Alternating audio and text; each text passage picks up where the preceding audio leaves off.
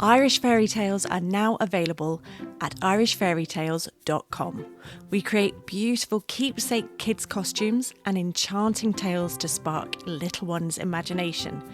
Each book is sprinkled with cúpla so that parents and children can learn a couple of words in Irish together, and don't worry, they're written phonetically for those that need it, like me. These are gorgeously illustrated books and each have a message of bravery and compassion, and you can choose from either the mermaid version or the dragon version, or if you've two little ones you can get both and the stories mirror each other. And once you've read the story together, your little one can dress up in their beautiful, wipe clean tale that are designed to be safe and sensory friendly, and off they go on their adventures. irishfairytales.com. Hello, I'm Stef McSherry and this is the Mum Mind podcast, the pod that gets you the experts you need. And boy, did I need this expert when my kids were babies. So if you've a small baby or a baby on the way, this is going to really, really help you. Today I'm talking to Geoghegan. She is a maternity nurse, a leading paediatric sleep consultant. She's an EMT. She's the founder of Sleepy Stars, and she has this amazing new book called Sleep Baby Sleep. And it's written in such a way that, look, my kids are long gone through the sleep stages, but it's written in such a way there's great little stories and anecdotes of families that she's worked with over the years and what's happened. So that's really engaging and really helpful. And there is nothing she doesn't know. I mean, she is just such an expert. And yeah, the routines and everything are just really, really easy to follow. So I'm going to get cracking and I hope you enjoy.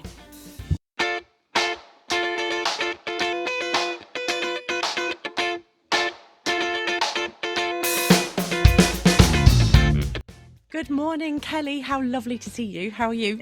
I'm good, thank you. Good morning. I love all the stars around you. I expect you collect them, do you?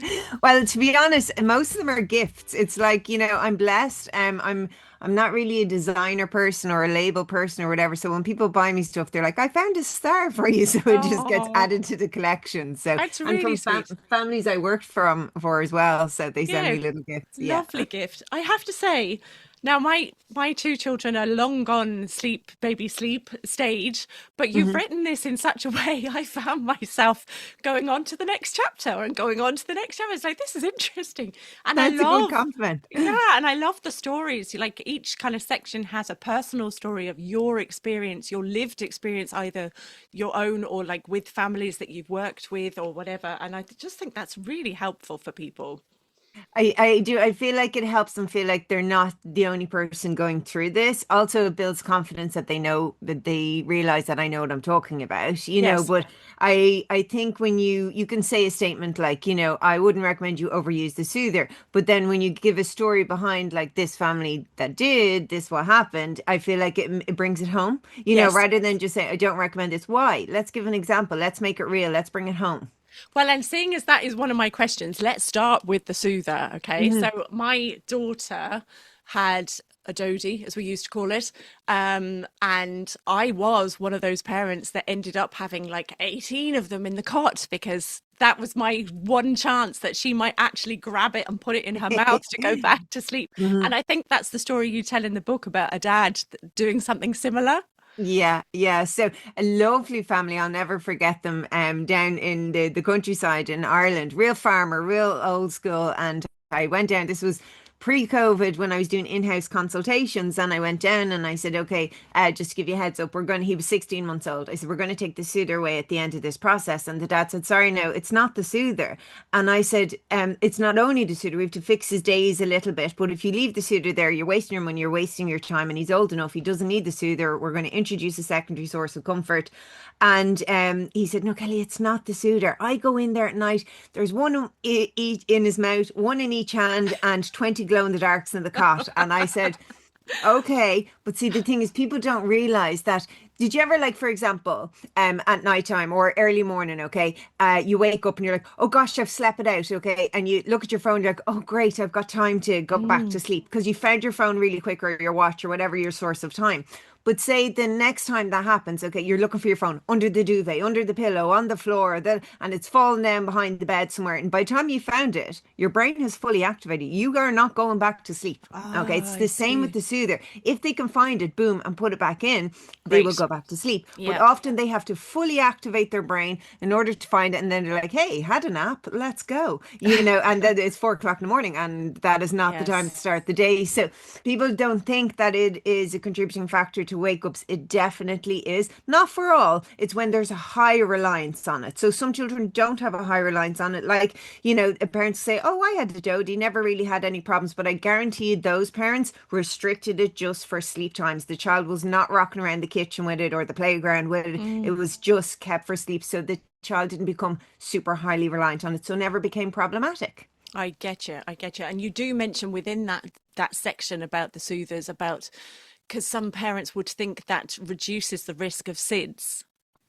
So there have been talks about, like, the when there's a soother there, and I do use them for my maternity babies, when needed. But there's some babies who don't take a soother, and then the Mm. parents are panicking because they were like, "My baby won't take a soother. Are they at a higher risk of SIDS?" You can't force a baby to take a soother. So No. if they won't take it, they won't take it. But you shouldn't feel bad that they won't take it. And then some love it, and it does help.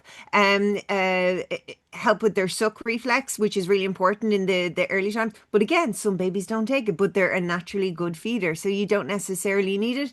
But with the risk of SIDS, when the baby's heart stops, so sudden infant death syndrome, okay, there unless you have a heart monitor on that child and a visual monitor, you don't know if that soother was in their mouth at the time of death or not. And Yeah. I have been um in circumstances where I've had to go to the coroner's court and there's no way of knowing if the suitor was in the mouth at the time. So, I wouldn't say use it for that reason only. Use it, especially reflux babies. Reflux babies, I use the soother with it because it helps provide comfort for them. And Yes. we often have to overuse it until we fix the reflux, and then we start to move away from it. So, Right, Kelly, you're on to the next topic. I love this. You're doing very well. Tick, tick, tick. Now, again, my daughter that I'm talking about is now nearly 15, so I'm going back in time, and I won't mention who I followed religiously, but there was a book that I followed religiously, and I vividly remember her saying, I don't believe in reflux. Reflux doesn't exist. It's too much food on top of too much food, kind of too quickly, then that the mhm. air is trapped. So can you talk us through what reflux is, how it affects the baby, and maybe potentially things that help? So I disagree with that, okay, but I feel like back then we probably didn't have enough awareness of what could be going on. I Okay. do feel like in my early career everything was colic. They have colic, they have Oh, colic. yeah, So yeah. colic was the reason for everything. So and then it came tongue tie, and then came cow's milk protein allergy. So it seems like we're always trying to, like, put a blame on something, Hmm. and there's trends that come and go. But with reflux, it's when the acid comes up the esophagus. Think about it as an adult heartburn. Now, some Yes. children have active reflux and you'll see the spit up, and some won't. The milk will come up to the esophagus, with a burp, alongside a burp, and the acid will burn in the esophagus. So they will want to feed more, but they can't. So reflux baby, the typical symptoms are they don't typically like lying on their back, which is really hard because that's a safe place for them to be. Yep. They don't like lying on their back. They don't like the car seat position, and they're little and often feeders. So when they're little and often feeders, that means if they don't feed well, they don't nap well. So it has a knock-on effect on your days and your nights. So now there's loads of things you can do for reflux. You can speak to your GP, get medication. There's thickening agents you can put into breast milk or formula. You can get thickened formula, but all of these things have contraindications. So it's not just like, I'm going to try this. Okay. You need to Okay. be guided through this if this is what your child is going through. And I know it probably not offering too much reassurance for parents with reflux right now, but they will grow out of it. Okay. So Yeah. it's not going to be forever. All right. It is a tough time. Many of my twins and triplet maternity babies, one or all will have some sort of reflux. Okay. But Yes, once we because get that sorted, did I yeah. sorry, did I see that you said it's a lot of preemie babies too? Yes, yeah. Yes. So because their digestive system isn't as developed as say like a full term bubs. Now you might get a full term baby that would have it as well. And I personally see that many of my return clients, if their first little one had it, there's a higher probability. So that's just a trend that I see Mm. with my clients. So that their next one will probably have it. But again, then they've been to the rodeo before, so they kind of know what they're looking for. Often with reflux babies, again, they like, oh, it must be colic, it must be this. And then by the time the reflux is actually diagnosed by the GP, it's in a quite severe state. So the esophagus is almost raw and Oh. they really don't feed. So they like dream feed better than they daytime feed. So they're not concentrating on the feeds, on the discomfort. So they feed better at nighttime than they do in the day. But then they take in all their calories at night and they're not as hungry during the day. So you get caught in that kind of cycle as well. But again, it's not forever and it's not the end of the world. And there are things that you can do, but you need to speak to someone who knows what they're doing that can guide you properly. Yeah, and you have a brilliant chapter on the whole thing and kind of the art of distraction while you're feeding to kind of get them distracted and the different positions you can have them in and stuff like that. But it sounds like, yeah, it's just one of those periods where you're just going to be like, I've just got to get through this. Yeah, there's definitely little things that can help you get more volumes in, but it's not forever, and there are things that can be done. So don't give up hope because it can be very stressful, especially if mom is on maternity leave and she's on her own most of the day with this baby who's not comfortable and not settled. It can be really wearing, but there are things that you can do. In your beautiful book, you have really lovely, clear routines, which I don't know. I guess because I worked for myself, I always needed a routine so that I Hmm. knew the windows that I was going to get work done in. But I do remember a lot of my friends at the time were just kind of, well, like we all do to a certain extent, winging it. But you're Hmm. really good at kind of saying what age and kind of how much sleep they need in the day. And this is a short nap and this is a longer nap. And obviously, this is what we're all aiming for. But all of that sets us up for a good night's sleep, right? Hmm. Yes, yes. So it's about kind of like introducing those naps as soon as you're ready, your baby's ready. That could be 6 weeks, that could be 6 months. So a lot of my clients in South Africa and America, the mums go back to work when the baby's 4 months old. Yeah. So there's a lot of pressure on them. Then I've got mums like yourself here, they're solicitors and they work for themselves and they're going back to work to run their own firm. They're going back quite early. So they need that structure and routine earlier on. So that's why I give it from early on for those people who need it. But when you see those routines, you'll see two times sitting side by side. Okay. So say, for example, the cat nap, offered around 4:30. I always say aim for the first one and then work towards the second one. Don't be a hero. Don't go straight to the second one. Okay. Because your child may be the child who needs more sleep, or you might get easily and naturally to the second time. So although that's the guideline, I always tell parents, read your child. Okay. This is a guideline, but read your child. Can my child make it happily from one sleep to the next? Because they all have little different personalities and different needs, but it's a guideline and it's worked for all of my maternity babies here and overseas and for my one-to-one clients. So I do know that it works, but I just say to some parents who are quite fixated on detail, they're not robots. They're little human beings. Okay. So I give you the guideline, but just take it with a little bit of pinch of salt. You're there. I'm not. So read the room. And when you say read your baby, are you talking about picking up on these sleep cues that maybe we so often miss? Not necessarily. So sleep cues often come when it's too late. Okay. So if you're Ah, looking for like the rubbing of the eyes or the yawning, they can actually be in overtired territory already. okay. So I would say if you're not sure where your child's sleep lies, help them with the sleep. So use the stroller safely, put them in the carrier safely, offer the sleep. And say, for example, you go for a walk at 8 o'clock every morning and they're asleep by 20 past 8 every morning. There you go. They fall asleep at 20 past 8. So now you know where their sleep point is. So you can bring that information and knowledge into the bedroom environment when you're ready. So if you're Okay. not sure, kind of let them show you their way. So I'll do it when I'm working with a baby on routine, a 5 month old. I'm over in New York and I'm pushing the stroller down the road. I'm like, oh, still awake. Still awake, still awake. Oh, asleep. What time is it? And I look at my watch. And I will do this a few days in a row. And then I'll bring it into the bedroom. I'm not going to just put the baby down at 9 o'clock in the morning because I feel like that's where he should be. I don't know where he should be. So I read the child. I know generally, I Yeah. have a good idea where the sleep is going to lie. But if I'm not sure, I will let them show me where their sleep lies. And is that okay? Because I remember a friend of mine, a good friend of mine, she had a daughter within a couple of weeks of my daughter. And I remember her saying, oh, she just doesn't sleep in the day. She doesn't sleep in the Mhm, day. And then she wasn't sleeping properly at night because she was mhm. absolutely just so overtired. And I remember she got, I don't know whether it was a sleep consultant or whatever, but she was like, she absolutely does need to sleep in the day. And you're going to have to start with the car or something like that that makes her go to sleep to reintroduce that sleep to her.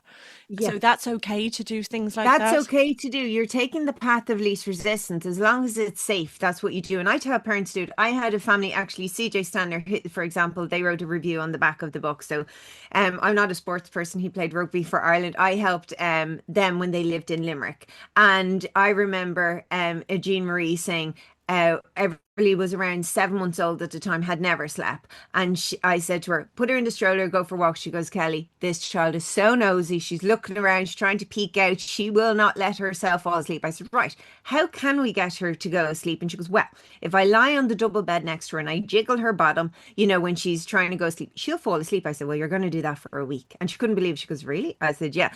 So just to get the sleep into the body clock. And then we work towards the cot. And like Everly is now, what, 6, 7 years old? She Mm. never went backwards. We did it once. It is hard. Setting routine as they get older, it becomes more difficult because they don't know what to do. That's why if we can get in there early, it means that we don't have to go walking the streets for 2 hours with a stroller. Yes, I get you. And what about, so you had a great section in there about these, what do you call them? Noise aids. Hmm. You know, those white noise machines, those white noise teddy bears, things like that, which I mean, they didn't really exist when my two were little, but you think, oh, that's a great idea because, Hmm. that'll drown out all the outside noise and then they're going to know it's sleep time. Hmm. So the noise aid is a sleep aid. Okay, it's not a sleep cue. Your sleep cues are your lullabies or your storybooks or telling them stories, singing them your own song. But a noise aid is a sleep aid, so it helps a child to go to sleepy town. When I open my waiting list, we get over 600 applicants within 10 minutes. Okay, we open it every quarter. If noise aids work, I wouldn't have any work. They don't work long term. Okay, Good but point. also, you're putting them in a bubble. They're going to struggle in daycare. They're going to struggle in granny's house at Christmas time. They're going to struggle on holidays because they only know how to sleep in this cave with a noise machine blasting. That's not a natural way for children to fall asleep. Okay. Have I used them in the past? Yes. Will I use them in the future? Absolutely. But in a very, very controlled way. So, say, for example, if I'm helping an 8 month old onto a routine and on a low sleep pressure time, middle of big nap or 5 a.m. in the morning, and I'm really struggling to get them back to sleep, I'll bring out the big guns and I will put on some noise aid, ocean noises, rain noises, just as a temporary measure to see if I can help them go back to sleep.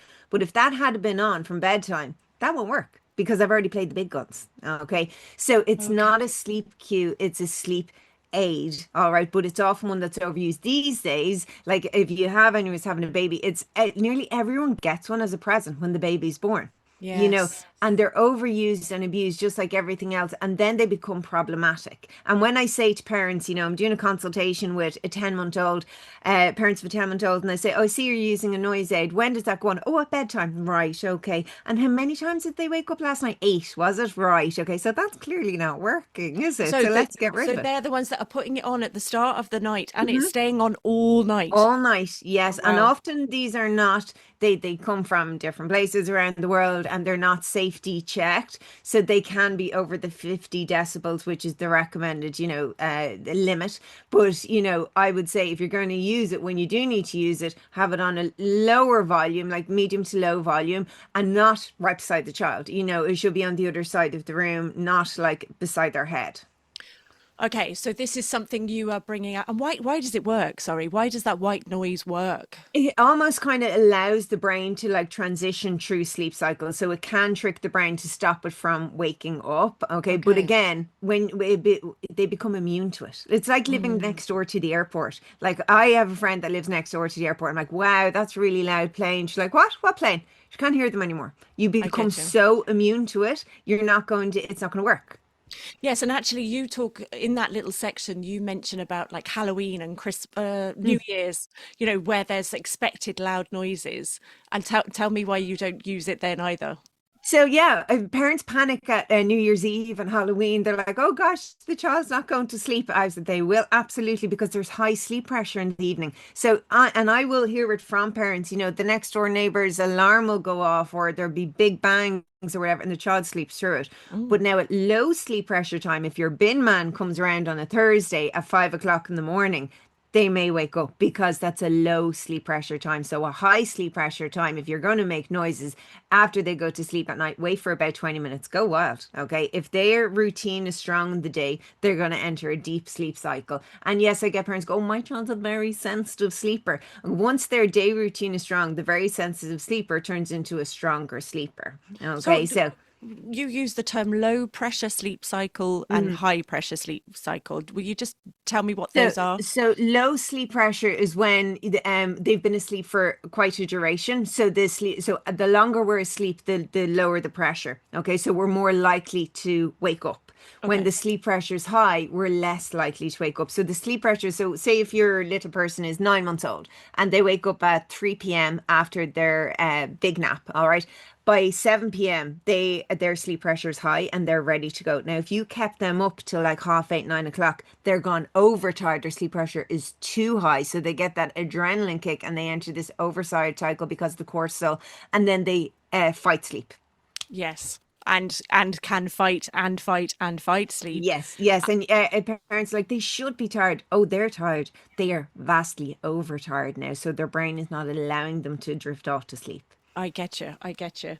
Um, I love the fact that you talked about, well, let's talk about breast and bottle because not as in is one better than the other, not anything like that. I'm on about if you are breastfeeding, when to introduce a bottle Hmm. and kind of why that's important because I've had friends that have completely missed that window and then their babies aren't taking a bottle at all and then they're stuck Hmm. in that.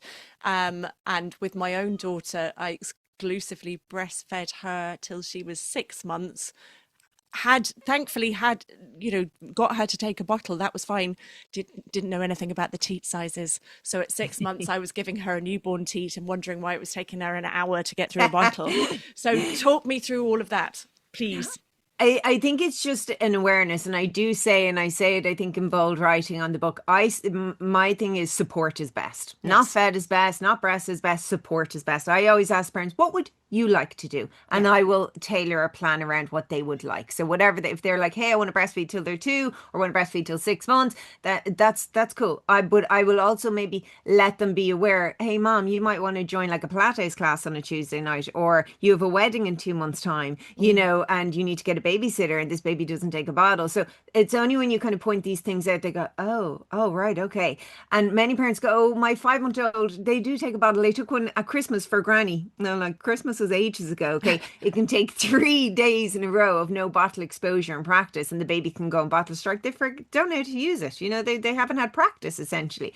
So I say to parents, if mom is breastfeeding, get that supply established, get to know your baby, get to know your body, and breastfeed on demand up to 6 weeks, get that weight gain in there. And then after 6 weeks, you can start to slowly expose them to one tiny little bottle every day. It also opens the door for daddies to do partake in Mm. bedtime, because the amount of toddler children's that I help, and the dads are actually the ones who fill in the contact form at 4 in the morning going, "Hi, we need a little bit of help with our toddler. I really want to help my wife, but exclusively breastfed. I've never partook in bedtime, and I can't help. The child will only settle for the mum, and then it's all falling on mum because that door wasn't open." So I always say, look, when dad can, he might be able to help out at bedtime by giving a little bit of bottle. And also dads love that. They're like, "Oh, can I have a go?" Yeah. They love to join in as well. So I think, and in Ireland, what often happens is with the parents I work with, they're like, "I'm going to breastfeed until 6 months old, and then I'm going to give a bottle in when they start solid." So that, I don't know where this came from, but that's what I hear Mm. often. I'm like, "Oh, are they used to a bottle?" No. Okay, well, you're going to struggle at 6 months old if they're not used to it. Oh, really? Oh, I didn't know.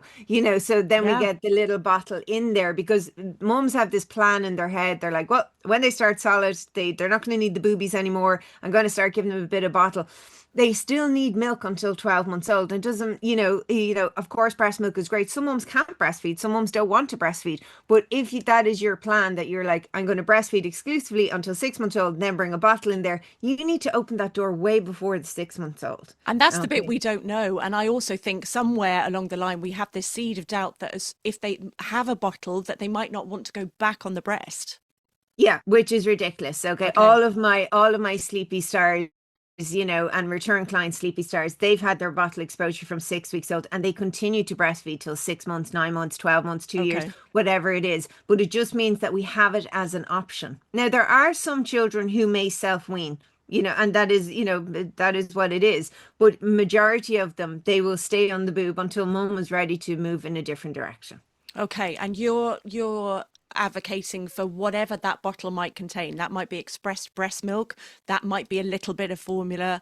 It can work whichever way you want it to work.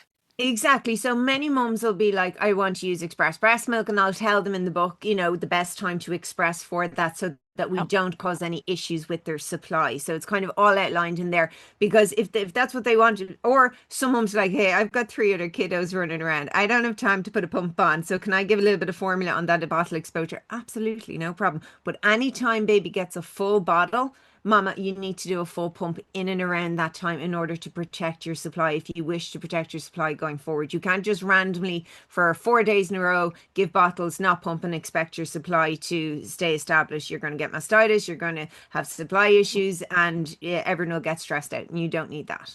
Yeah. Can we also just touch on tongue tie there? Because again, going back to my daughter, she's going to love that she featured in this episode so much. She did have a tongue tie, and we Hmm. didn't know that. And because she was my first, I had mastitis 3 times in my first 6 weeks. Ouch. And yeah, very out and very quickly solved once that tongue tie was solved. Hmm.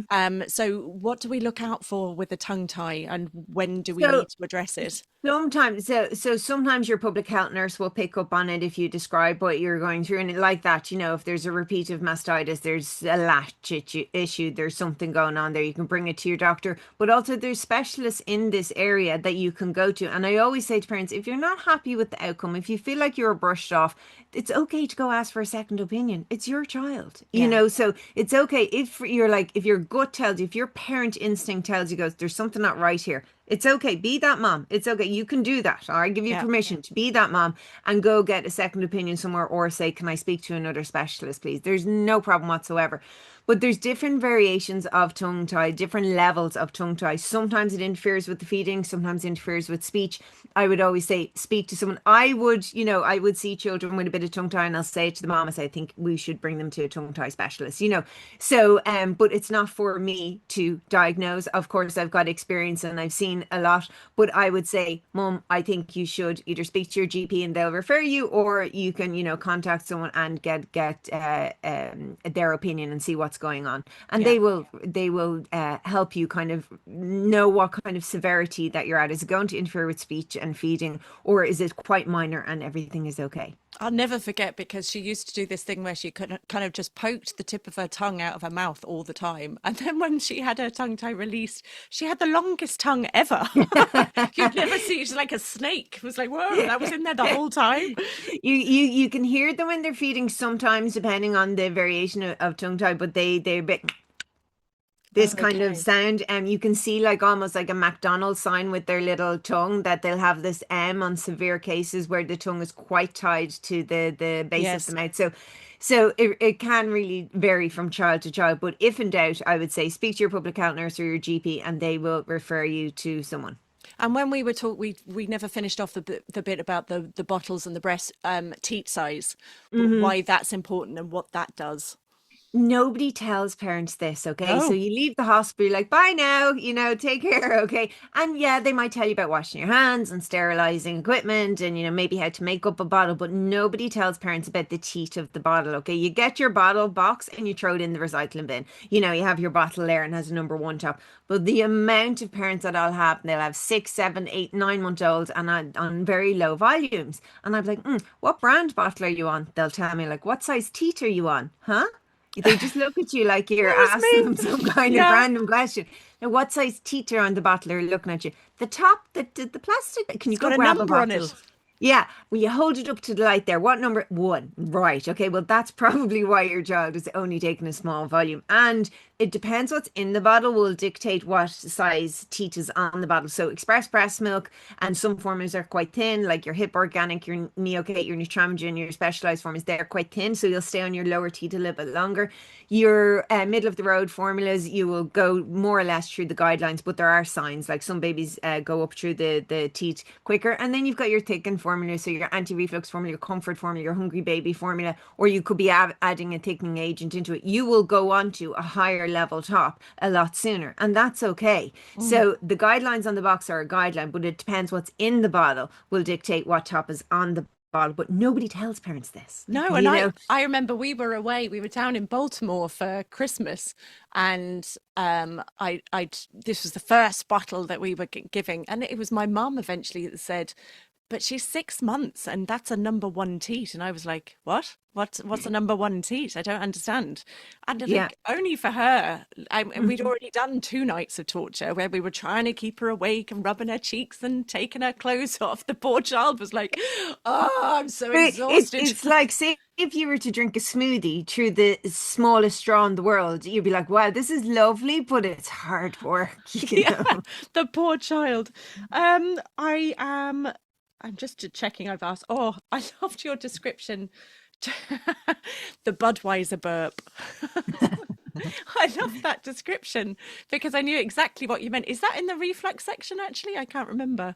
I think it's one of the questions that I hear a lot is, do you need to burp a baby after a dream feed? That's it, the dream feed. So Yep. so the answer is yes. So babies can't move their own burps until they can sit up on their own and start doing roly-polies and they're more mobile. So we have to assist them to burp, otherwise they're going to get wind trapped and they'll be quite uncomfortable. So, but you don't look for your usual daytime Budweiser burp at nighttime. So with a dream feed, often the muscles are more relaxed. So rather than a big belch, you'll probably just get like an air release. So I'm on maternity nights now the next 3 nights and I'm dream feeding the baby that I'm with.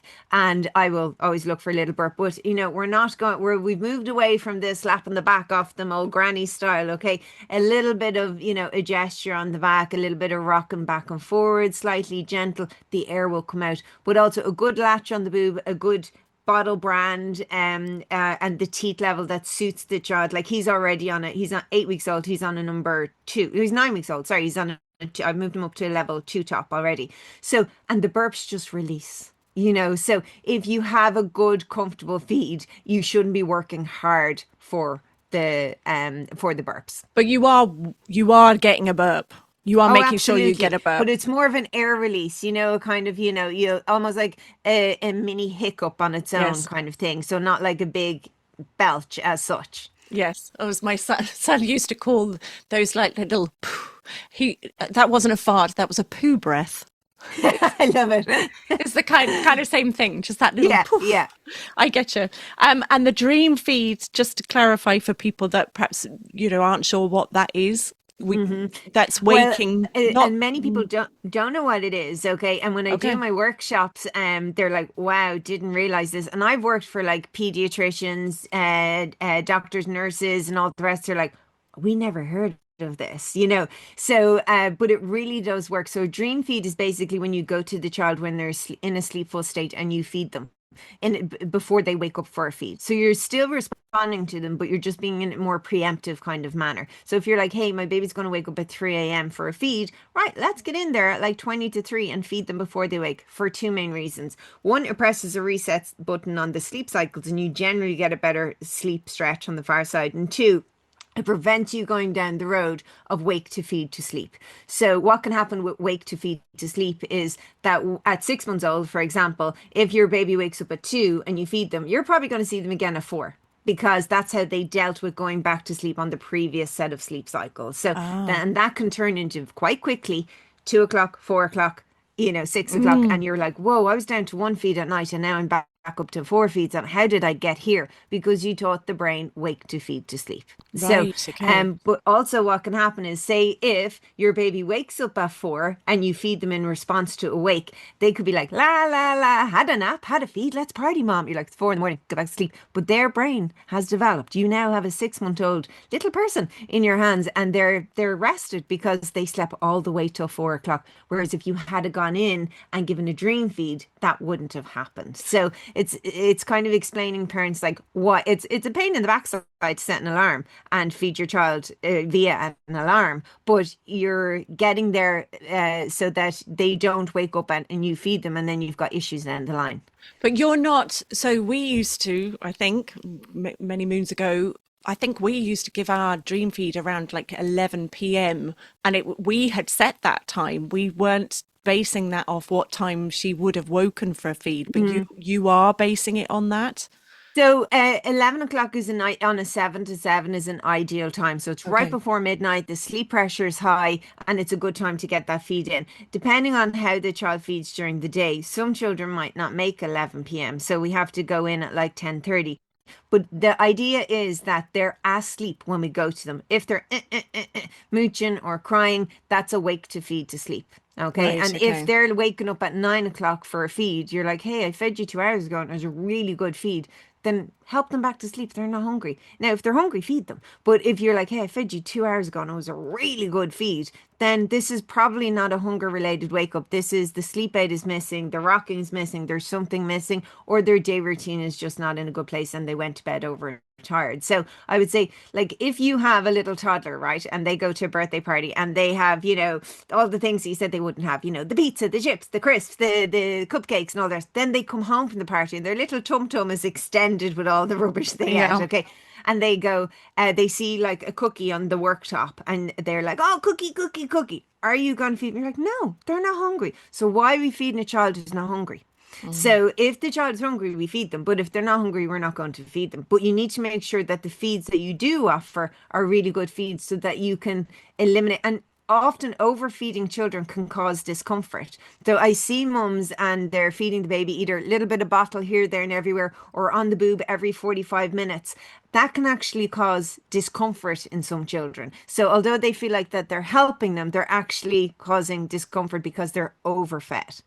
Well, yeah, and especially I learned that with my breastfeeding journey that I didn't realize that certain bits of the milk are different throughout the feed. So if you are doing little and often, they're often not getting that full feed of milk. Is that Yeah, right? so you got like the fore milk and then you got the hind milk. But as your baby gets older, they become a more efficient feeder. So they're getting through that fore milk, getting to the hind milk quite quickly. So, when you first start breastfeeding your baby in the early weeks, it's a 45-minute turnaround from start to finish. Okay. Mm. You get to like 6, 7 months old, they're through that drive through in like 6 minutes. Boob, boob, see ya. Oh, they're gone. Okay. So they become more efficient, but your supply also adapts to your child as well, Yeah. So, but it can depend on the child. Some children, like me, I'm a very slow eater. I'm the last one at the table at Christmas, and some children are very fast eaters. So it can depend on child, but just make sure when they're fed that they're fed well so that they can nap well, because sleep is so important. It's as important as feeding for their immune system, for their brain Mm. development, and you need those little naps as well to get things done or just have a little rest as well. So you're not being selfish by looking for good feeds, which will then help good naps. It means that you can do stuff or enjoy the time Yeah. rather than, and if someone says my baby was awake for 6 hours, your baby wasn't awake for 6 hours. At some point they drifted on your shoulder or drifted in your arms. But what's happening is they're having micro naps the whole time. They're not recharging their batteries fully so that they enter this overtired cycle. So, and it's very difficult to get out of a vastly overtired cycle, but it is possible. But it means a lot of assistance. Yes, and that is where your book comes in. I can't recommend it highly enough. So this is specifically for a baby's first year. It is called Sleep, Baby, Sleep. It really is a beautiful book. If you have a new mum or dad in your life, I would thoroughly recommend getting that for them. I really appreciate you talking to me today, Kelly. If Thank people you. want to work with you, how do they find you? So they can apply for the waiting list when we open it. We advertise it on my social media and newsletter, but I'm just coming to the last one and I'm actually going away for the summer. But I do have workshops online, and the amount of people who have what I call sleepy stars after my workshops. So the workshops are very helpful to kind of guide you in the right direction. A lot of the things are covered in the book as well, but some people I find work best with, and there's a Q&A at the end so that they can ask me any questions if they are struggling with anything. So they can do the workshops online, they can read the book, or they can apply for the waiting list next time it opens. Amazing. I think you're a mind of information and the way you deliver it is brilliant. So thanks so much, Kelly. I think that's really Thank you. valuable. Thanks so much. Sorry, before you go, could you please hit subscribe or like or leave us a review? Because that really, really helps. Thanks so much.